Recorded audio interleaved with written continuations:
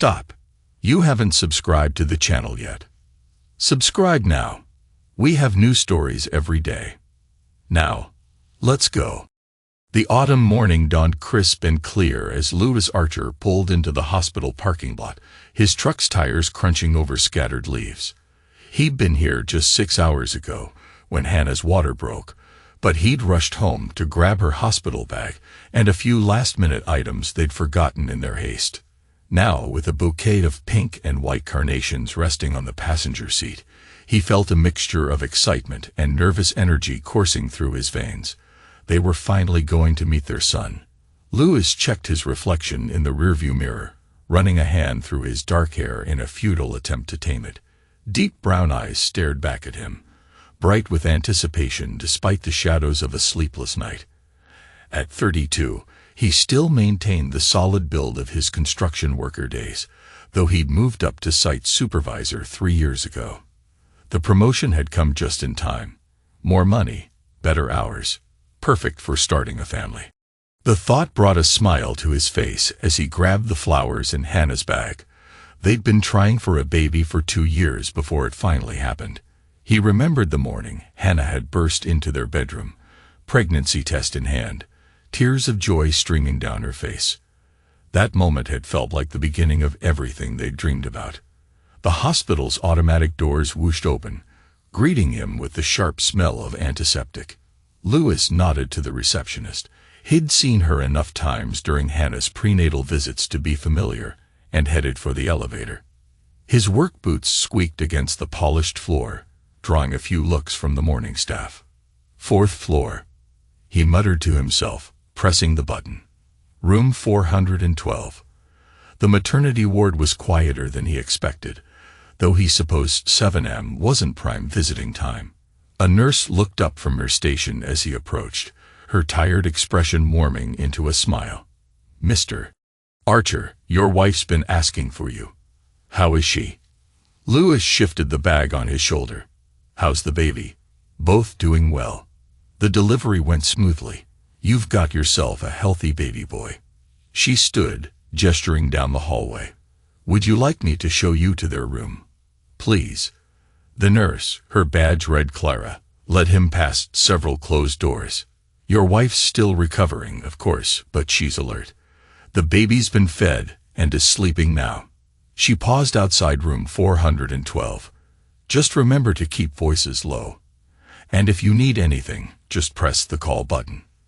Louis thanked her, then took a deep breath before pushing the door open. The room was dimly lit, morning sunlight filtering through partially closed blinds. Hannah lay in the hospital bed, her blonde hair spread across the pillow like a halo. Despite her obvious exhaustion, her blue eyes lit up when she saw him. "You're back," she said softly, reaching out a hand. Louis crossed to her side, setting the flowers on the bedside table before taking her hand. "Of course I am. Brought your things too." He leaned down to kiss her forehead. "How are you feeling?" "Tired. Sore." She squeezed his hand. "But happy. So happy." A small whimper drew their attention to the clear bassinet beside the bed. Louis's heart skipped a beat as he looked at the bundle of blue blankets. "Can I?" Hannah nodded. "Of course, he's your son." With gentle hands that seemed too large for such a delicate task, Louis reached into the bassinet. He'd practiced this, watched videos about supporting the head and neck, but nothing had prepared him for the reality of holding his child for the first time. The baby squirmed slightly as Louis cradled him, then settled. "Hey there, little man," Louis whispered, his voice thick with emotion. "I'm your dad." The words died in his throat as he got his first clear look at his son's face. Something wasn't right. The baby's skin tone was several shades darker than either his or Hannah's fair complexion. The features, the nose, the shape of the lips, spoke of a heritage neither of them possessed. Louis's mind refused to process what his eyes were telling him, even as his stomach dropped and his hands began to shake. "Louis." Hannah's voice seemed to come from very far away. "Is everything okay?" He looked from the baby to his wife, then back again. The room felt too small suddenly, the air too thin. With careful movements that belied the chaos in his mind, he placed the baby back in the bassinet. "Louis." Hannah's voice held a note of panic now. "What's wrong?" He turned to face her, studying the woman he'd shared his life with for the past 5 years. She looked small in the hospital bed, pale against the white sheets. But there was something in her eyes, a flicker of fear that had nothing to do with concern for his reaction to the baby. She knew. "Who is he?" The words came out barely above a whisper. Hannah's hand clutched at the blanket. "What do you mean?" "He's our son." "Don't." Louis's voice hardened. "Look at him, Hannah. Really look at him. That child is not mine." "Of course he is." But her voice wavered, and tears began to well in her eyes. "How can you say that?" "Because I'm not blind." The words exploded from him, causing the baby to startle and cry. Louis lowered his voice with effort. "That baby is mixed race, Hannah. You and I are both white. Explain that to me." Hannah's face crumpled as the first tears spilled down her cheeks. "Louis, please. I'm so sorry." "Sorry for what?" He pressed, even though each word felt like driving a nail into his own heart. "Sorry for cheating. Sorry for lying. Sorry for letting me believe for 9 months that I was going to be a father. I was confused," she sobbed, her shoulders shaking. "It was just one time, with someone from work. I never meant for this to happen. I never meant to hurt you." The room seemed to tilt sideways. Louis grabbed the back of a chair to steady himself. "Someone from work." He repeated, the words tasting like poison. "When?" "About 9 months ago," Hannah whispered, wiping at her tears. "After we finished the Montoya project, there was a celebration at Donovan's. The night you said you were working late." The memory hit him like a physical blow. He'd offered to pick her up, but she'd insisted she'd get a ride home with colleagues. He'd even had dinner waiting for her when she finally stumbled in, giggling about too many victory shots. She nodded miserably. "Jonas, he's in accounting. We've been flirting and I had too much to drink." "Stop." Louis held up a hand, bile rising in his throat. "I don't want to hear the details of how you betrayed everything we built together. It was just one mistake." Hannah reached for him, but he stepped back. "I never saw him again after that night. It didn't mean anything. One mistake." Louis's laugh was harsh in the quiet room. "You've been lying to me for 9 months, Hannah. Every morning, you woke up and chose not to tell me the truth. Every time I talked about our baby. Every time I felt him kick. Every time I planned for our future. You chose to keep lying. Those weren't mistakes. They were choices." "I was scared," she whispered, fresh tears falling. "When I found out I was pregnant, I was terrified. I knew it might be his, but I prayed it would be yours. And when you saw him," Louis gestured to the bassinet, "when you saw clear evidence that he wasn't mine, what was your plan then?" Hannah's silence was answer enough. "You were just going to let me raise another man's child," he said, the realization hitting like a punch to the gut. "You were going to let me love him, bond with him, never knowing the truth. We could still do that," Hannah said desperately. "We could raise him together. He'll never have to know." "No." The word came out like a gunshot. "I'm not signing that birth certificate. I'm not claiming a child that isn't mine. You can't do this." Panic edged into Hannah's voice as she struggled to sit up straighter. "He needs a father. I need you. You should have thought about that before you spread your legs for someone else." The crude words felt foreign in his mouth, but he wanted to hurt her, wanted her to feel a fraction of the pain tearing him apart. Hannah flinched as if he'd slapped her. "Please," she begged, reaching for him again. "We can work through this. We can go to counseling. Fix things. Fix things." Louis stared at her in disbelief. "This isn't a broken vase, Hannah. This is our marriage. This is trust. This is love. You can't fix what you've completely destroyed." She began to cry harder, her whole body shaking with the force of her sobs. "I love you," she choked out between breaths. Please don't leave me. Please, Louis. I'll do anything." He watched her cry, remembering all the times he'd held her when she was upset, wiped away her tears, promised to always be there for her.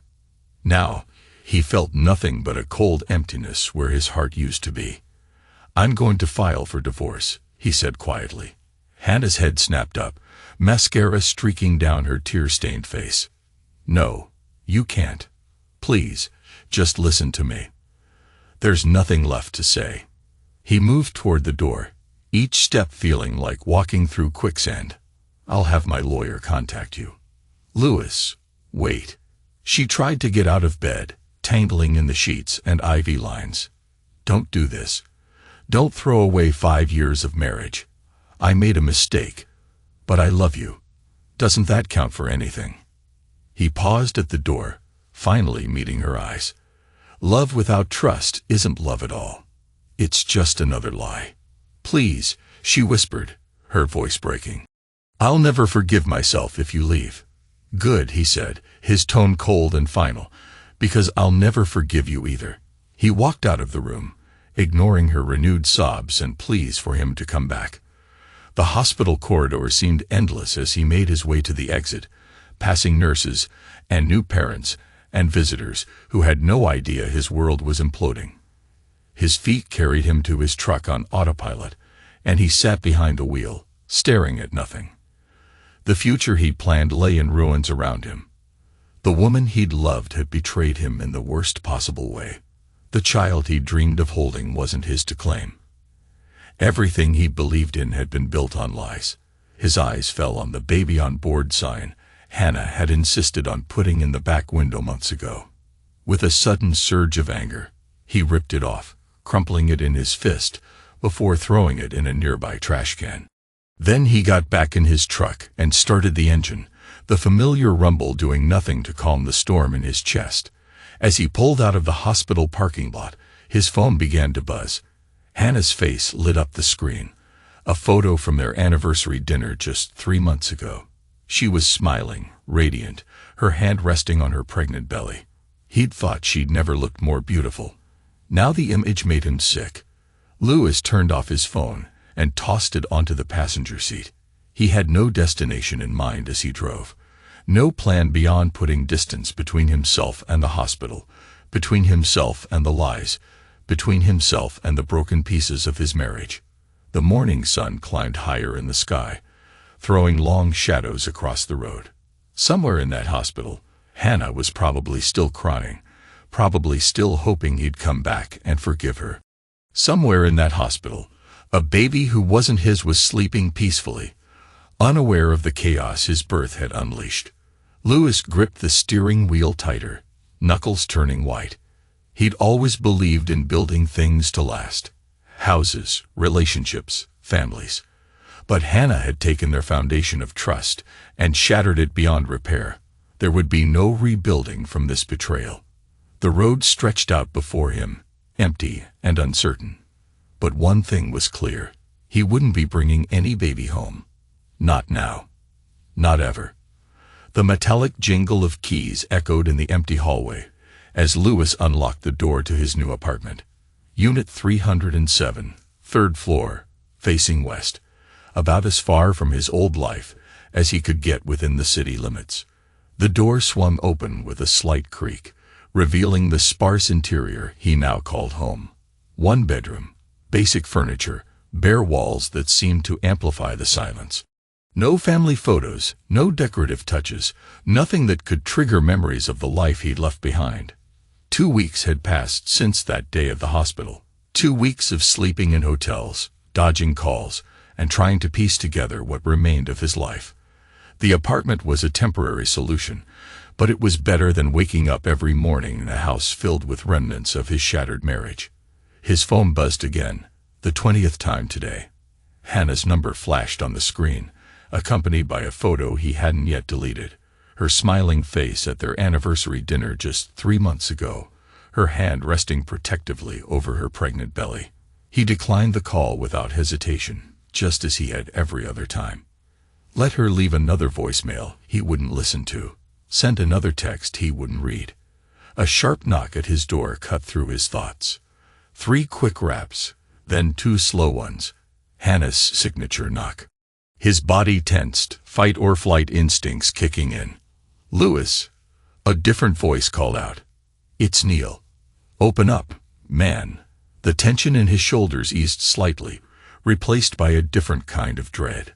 Neil Vaughn had been his best friend since their college days, and now, as the city's most respected divorce attorney, he was Louis's legal lifeline. If he was showing up unannounced, it couldn't be good news. Louis opened the door to find Neil standing there in his usual professional armor. A charcoal suit, crisp white shirt, red power tie. His briefcase looked stuffed to bursting, and the concern etched on his face did nothing to ease Louis's anxiety. "You look like hell," Neil said by way of greeting, taking in Louis' wrinkled t-shirt and 3-day stubble. "Thanks for the update." Louis stepped aside to let him in. "Want a beer?"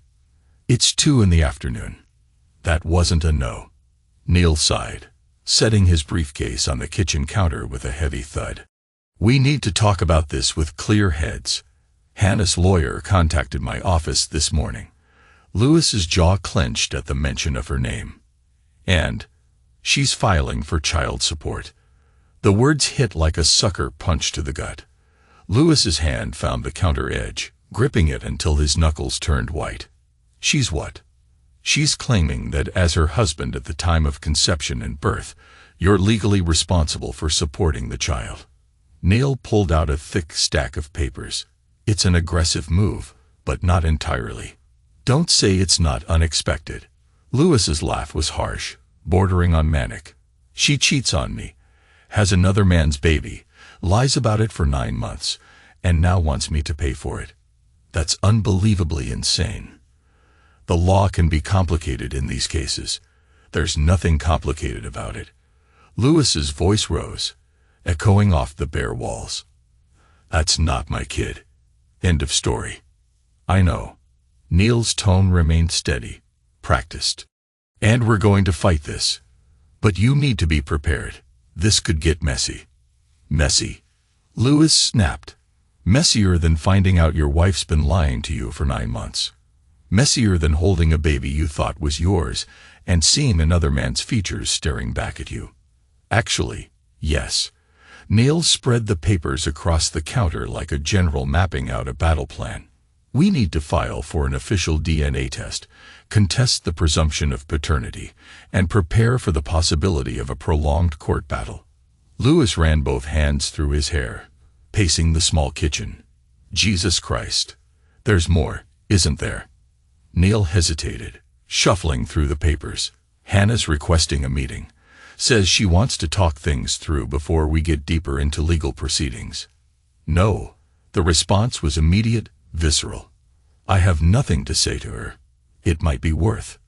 I said no. Louis's tone left no room for argument. "She lost the right to talk things through when she decided to lie to my face for months." Another knock at the door interrupted them. This time, there was no mistaking the pattern. 3 quick raps, then 2 slow ones. How the hell did she find him? "Probably followed me," Neil said, looking apologetic. "She was waiting outside my office when I left." "Louis," Hannah's voice carried through the door, soft but insistent. "Please, I know you're in there. We need to talk." "No, we don't," he called back, hands clenching into fists. "Everything goes through the lawyers now." "This is ridiculous," her voice cracked with emotion. "We're still married. You can't just shut me out like this." "Still married?" Something dangerous sparked in Louis. He yanked the door open, causing Hannah to stumble back in surprise. "You want to talk about marriage now? After what you did?" She looked different than she had at the hospital, smaller somehow, more vulnerable in jeans and an oversized sweater that might have once been his. Her blonde hair was pulled back in a messy ponytail, and dark circles beneath red-rimmed eyes spoke of sleepless nights that matched his own. "I know I hurt you," she said softly, wringing her hands. "But please, can we just talk? About the baby, about us."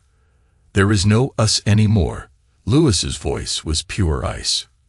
"And that baby, the one you're trying to make me financially responsible for, is not mine. You know it. I know it. And soon the court will know it too. He needs a father." "Then go find his real one," Lewis snarled. "Go tell Jonas in accounting that he's got a son. See if he wants to play happy families with you." Fresh tears welled in Hannah's eyes. "Jonas wants nothing to do with us. He won't even return my calls. Karma's brutal, isn't it?" Lewis snapped back. "How can you be so cruel?" A tear slipped down her cheek. "This isn't like you, Lewis. The man I married. The man you married." He stepped closer, voice dropping to a dangerous whisper. "That man trusted you. That man loved you.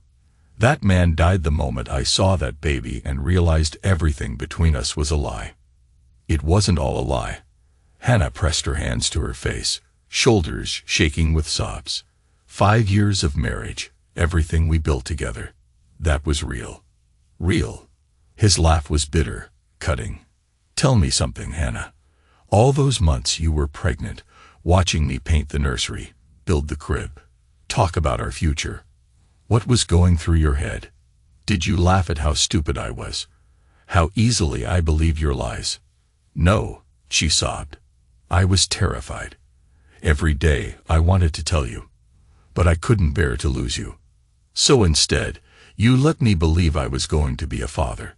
Lewis's voice was deadly quiet. "You let me dream about teaching my son to play baseball, taking him camping. All the things my dad did with me. You watched me plan a future that was never going to exist." "We can still have that future," Hannah whispered, reaching for him again. "We can try again, have our own children. Get out." "Lewis, please." "I said, get out."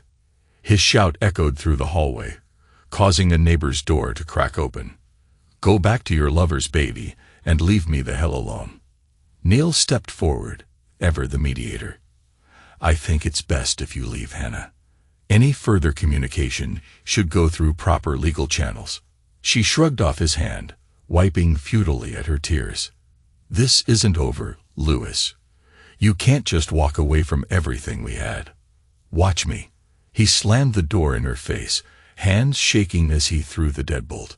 Her muffled sobs carried through the wood, but he forced himself to ignore them, just as he'd been ignoring her calls and texts.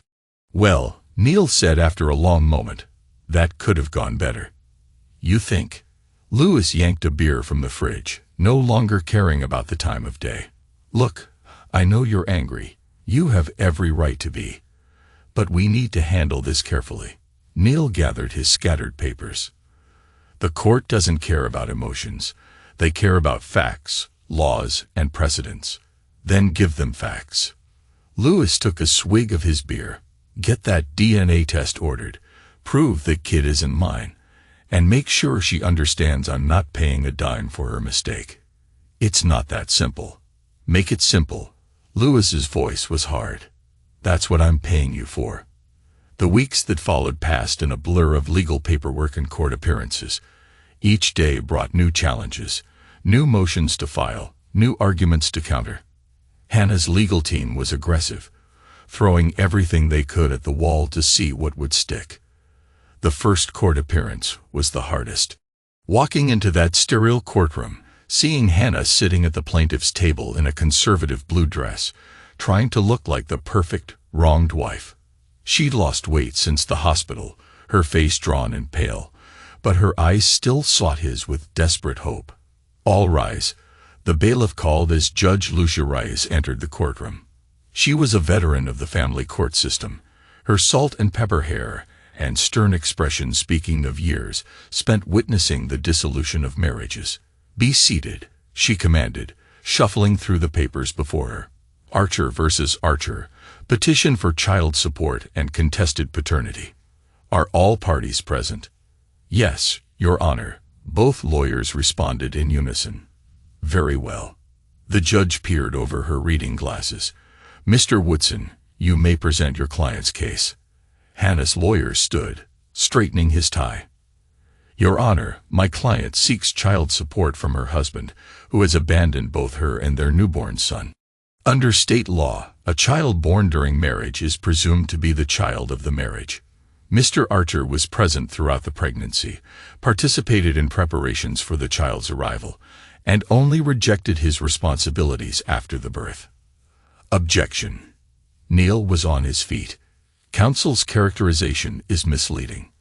My client's actions were based on fraudulent representation by Mrs. Archer, who concealed the true paternity of the child. The point is noted, Judge Rice said. Continue, Mr. Woodson. The initial hearing dragged on for hours, with both sides presenting their preliminary arguments. Through it all, Lewis sat stone-faced, refusing to react to Hannah's quiet sobs or her lawyer's impassioned pleas about family responsibility. The DNA test was ordered, over Hannah's objection, though her lawyer tried to argue it was unnecessary given the established family relationship. 2 weeks later, the results came back exactly as expected, 0% probability of paternity. But instead of accepting reality, Hannah's team doubled down. They challenged the test results on technical grounds, claimed the lab wasn't properly certified, even tried to argue that the samples might have been contaminated.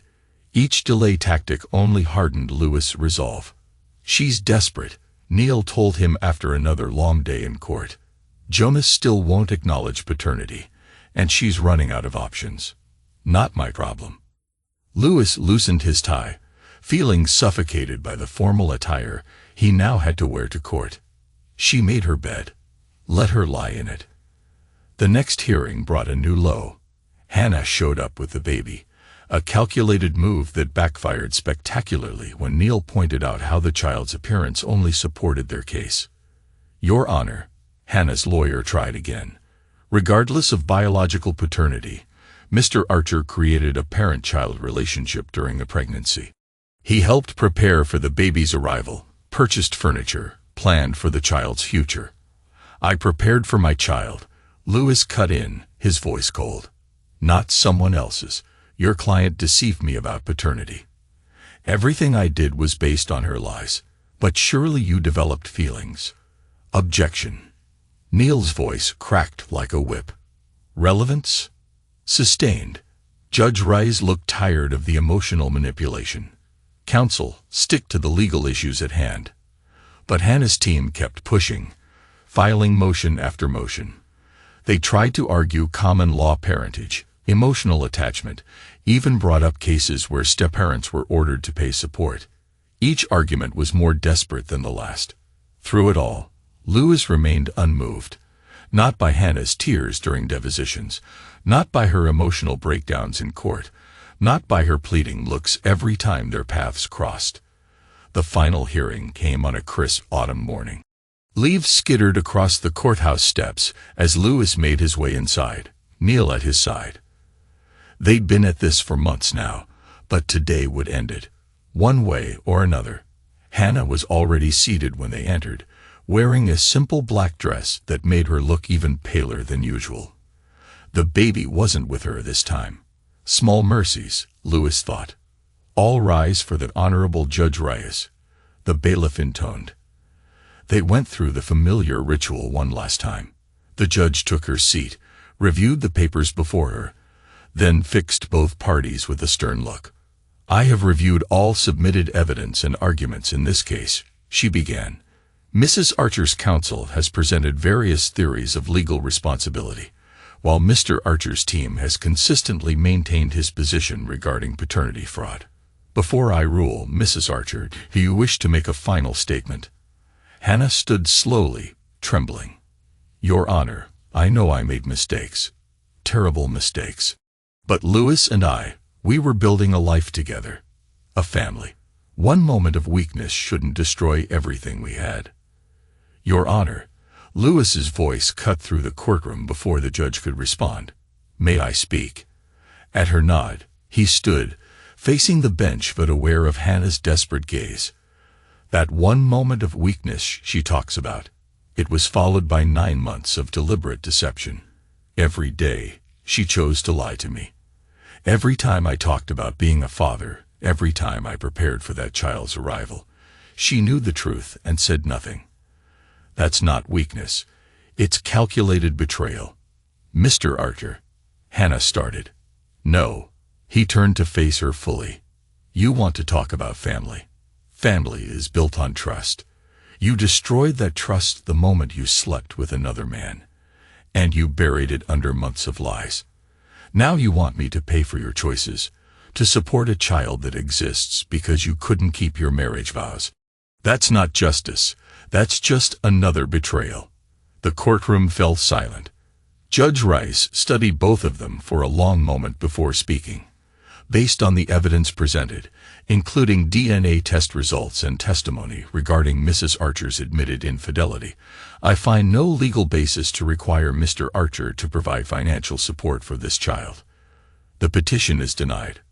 Furthermore, given the circumstances, I am granting Mr. Archer's counter-petition for divorce on grounds of adultery. The marriage is hereby dissolved. Hannah's sob echoed through the courtroom, but Lewis felt nothing. No triumph, no satisfaction, just a hollow sense of finality. It was over. As he gathered his things, Hannah's broken voice reached him one last time. Lewis, please, don't leave it like this. We can still. Goodbye, Hannah. He walked out of the courtroom without looking back, Neil following silently. The autumn air was crisp, leaves continuing their dance across the courthouse steps.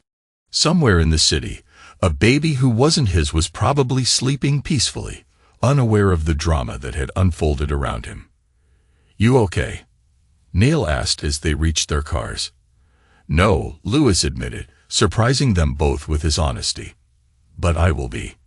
You want to grab a drink? Talk about it. Lewis shook his head, fishing his keys from his pocket. Not tonight. I just want to. Lewis. Hannah's voice carried across the parking lot. She was running toward them, her heels clicking against the asphalt, mascara streaking down her cheeks.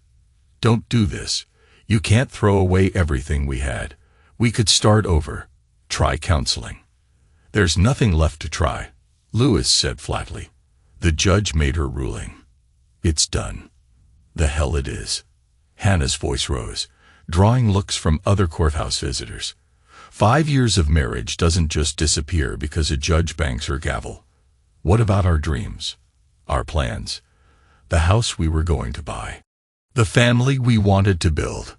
Those dreams died the moment you decided to sleep with Jonas, Lewis said calmly, which seemed to infuriate her even more. As for family, you got one now. Just not with me. He won't help. The words burst from her like they'd been bottled up for weeks. I tried calling Jonas again yesterday.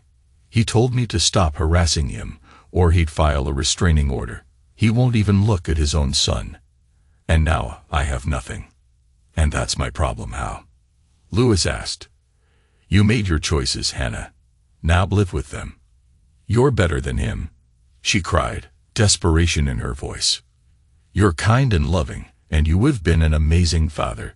Stop. Lewis held up a hand. I'm not your backup plan. I'm not going to step in and play daddy, because the man you chose to cheat with turned out to be a coward. That's not what I... Yes, it is. He cut her off. You thought you could have your fun, hide the consequences, and keep your comfortable life with your reliable husband. Well, guess what? The reliable husband is done. I'm done with your lies, done with your manipulation, done with you. Fresh tears spilled down her cheeks.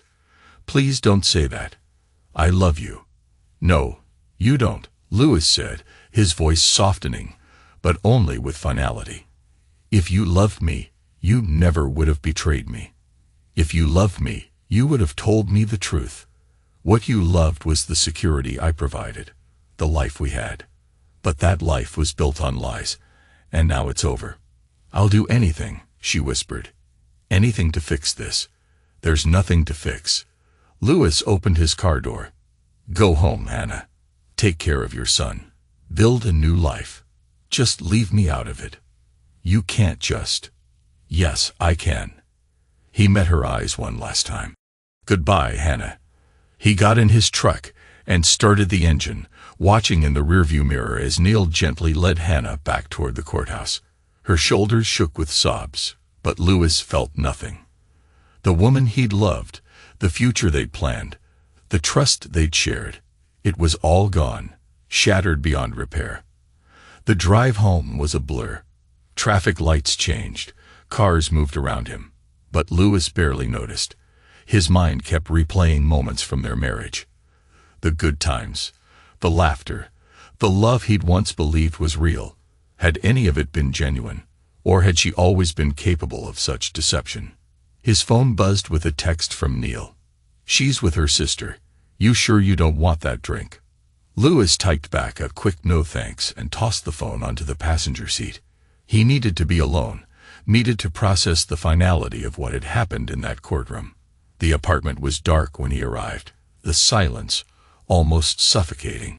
He loosened his tie, poured himself 2 fingers of whiskey, and stood at the window, watching the sun set over the city. Somewhere out there, Hannah was probably still crying, still hoping he'd change his mind. Somewhere, a baby who shared none of his DNA was being cradled by a mother who tried to trap him with lies. But it was over now. The legal battle was finished. The marriage dissolved. He was free of her manipulation, free of her tears, free of the responsibility she tried to force on him. The cost of that freedom was everything he'd once believed in. 3 months after the divorce, autumn had given way to winter. Lewis sat in his corner office at Archer Construction, reviewing plans for their newest development project. The company had grown under his leadership, focusing on high-end residential properties. Success was his best revenge, proving he could thrive without Hannah in his life. The intercom buzzed, interrupting his concentration. "Mr. Archer," his assistant said, "there's a call on line 1. First Citibank. Put it through." He picked up the phone, expecting it to be about the new development's financing. "Is this Lewis Archer?" The woman's voice was crisp, professional. "Speaking. This is Linda Chen from First Citibank's loan department. I'm calling about an application submitted by Hannah Walker, formerly Archer, listing you as a reference for a personal loan." Lewis's grip on the phone tightened, his jaw clenching.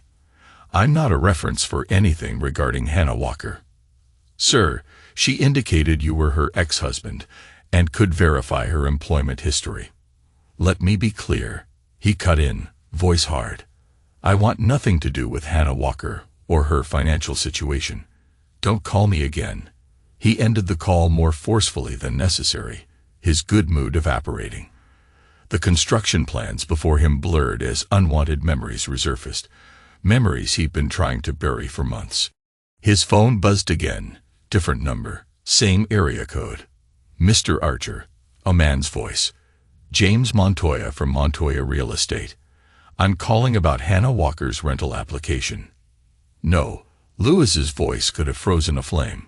"Whatever she told you, whatever she's applying for, I'm not involved. Don't contact me again." 3 calls in one morning, after months of silence. Why was she suddenly using his name again?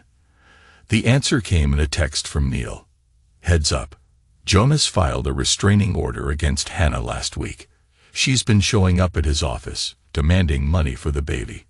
His wife found out something was up. Whole situation's about to explode."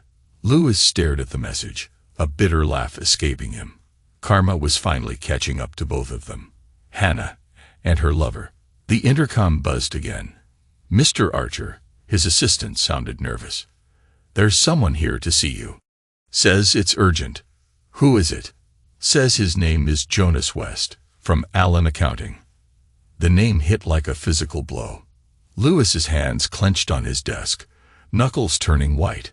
For a moment, he considered having security throw him out. But no, better to face this head-on. Send him in. A moment later, the door opened. Jonas West entered, tall, well-dressed in an expensive charcoal suit, dark skin contrasting with a light blue silk tie. This was the man who'd helped destroy Lewis's marriage. The man who'd fathered his wife's child, and then abandoned them both. "Archer."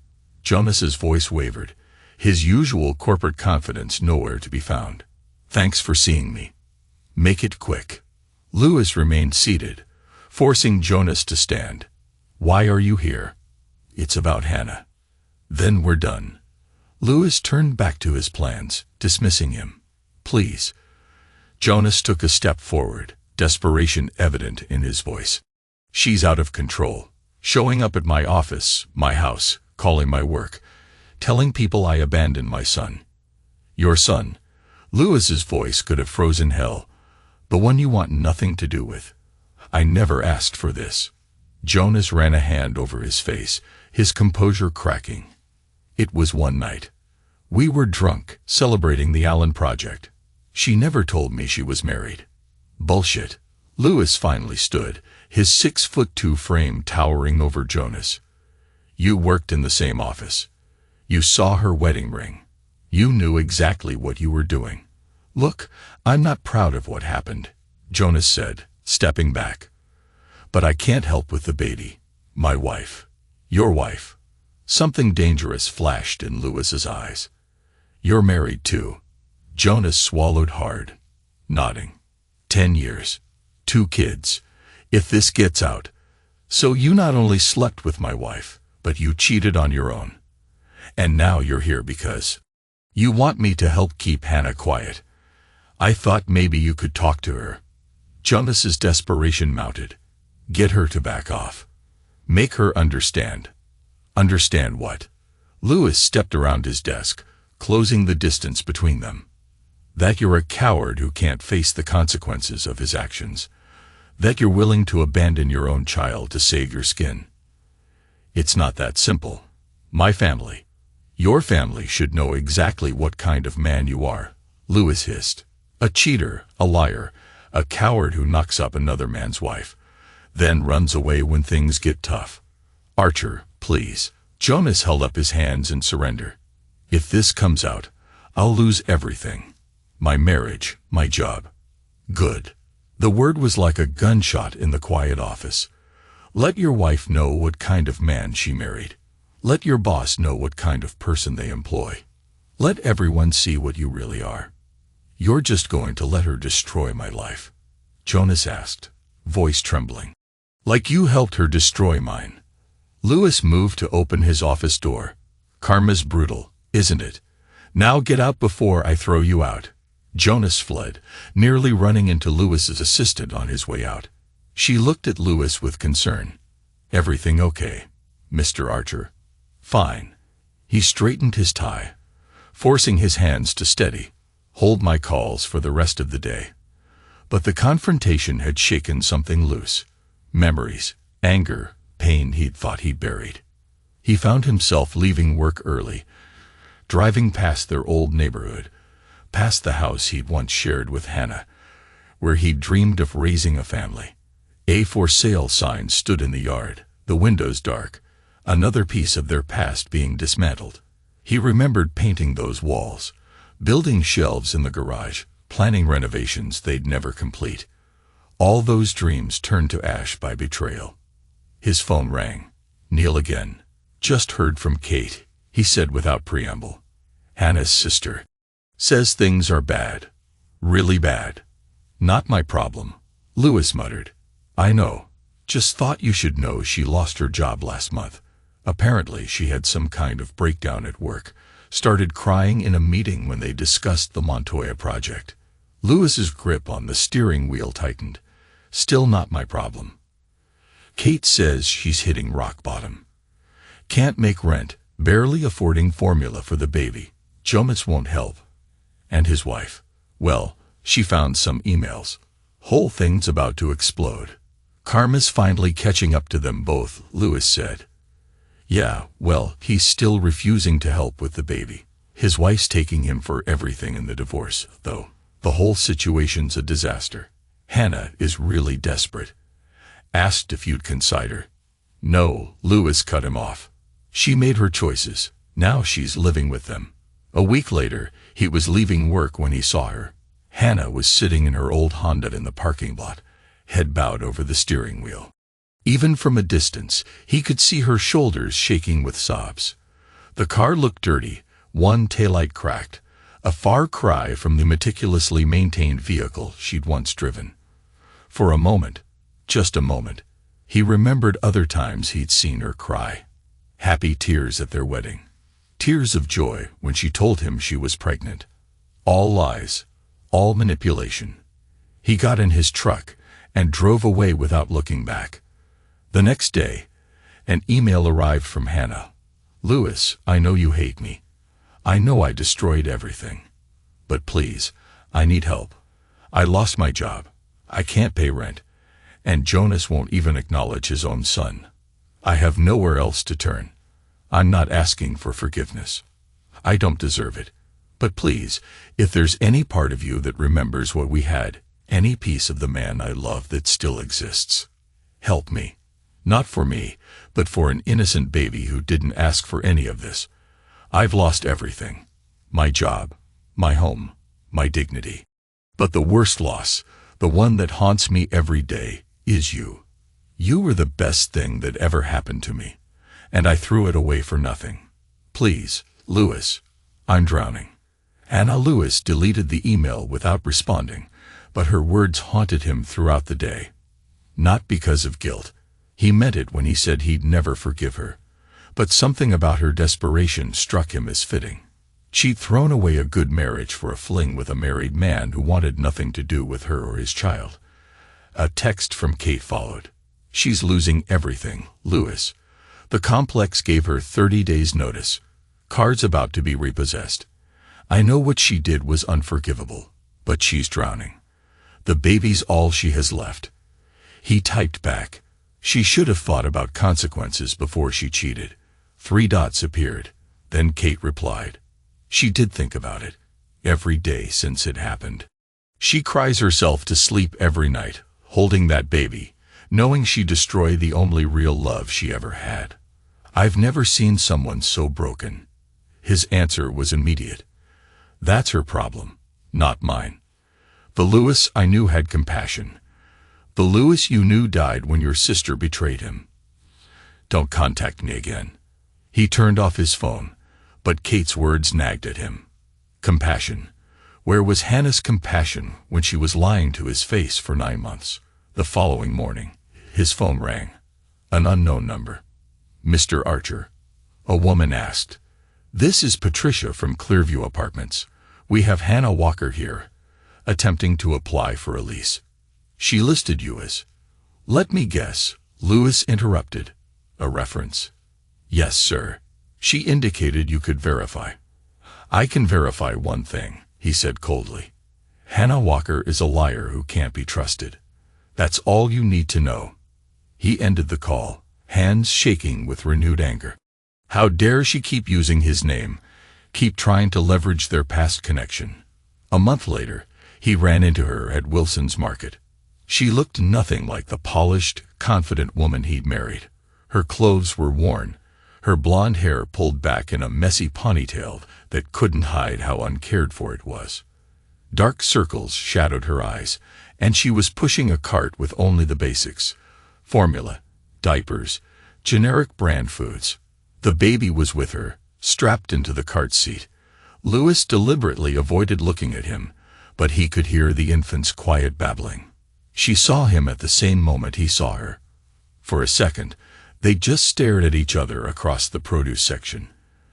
Then she turned away, wiping at her eyes with trembling hands.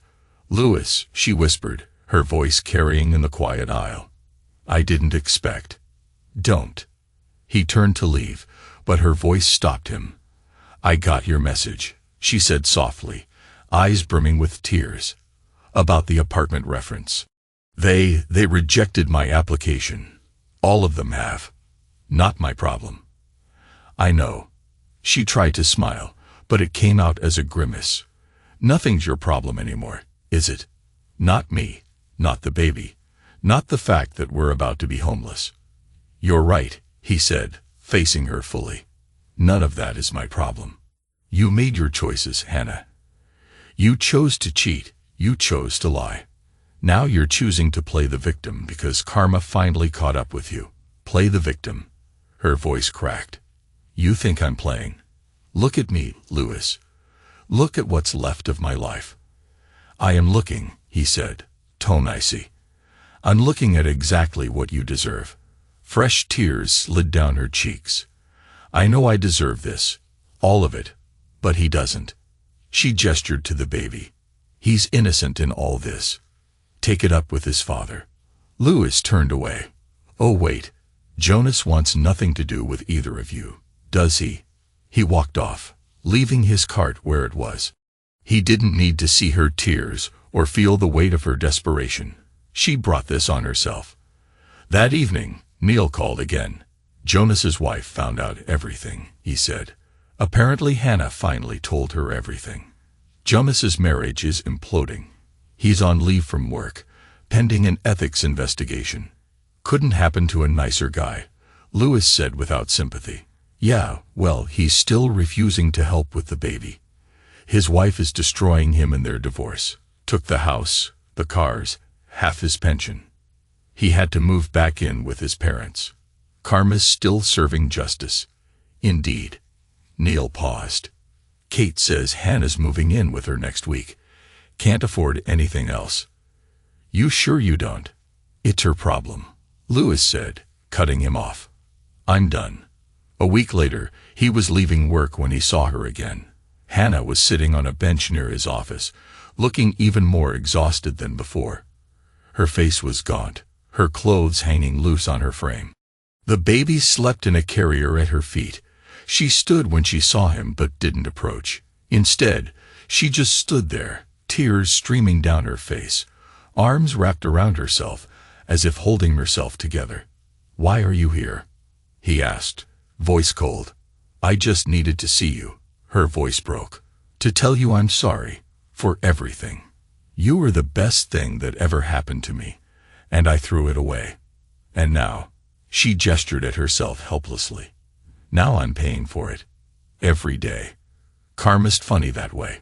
I know. She wiped at her tears. Jonas won't even look at his son. His wife's destroying him in their divorce. He lost everything, just like I did. She gave a bitter laugh. Consequences tend to catch up eventually. They do. She looked down at the sleeping baby. You know what the worst part is? Knowing I had someone who truly loved me, who would have been an amazing father, and I threw it all away for nothing. A stupid mistake that cost me everything that mattered. Louis studied her, feeling only a distant sense of satisfaction at her misery. Are you done? Fresh tears spilled down her cheeks. I deserve this. All of it. But I wish I could go back. Choose differently. Choose you. But you didn't, Louis said, his voice final. You chose to cheat. You chose to lie.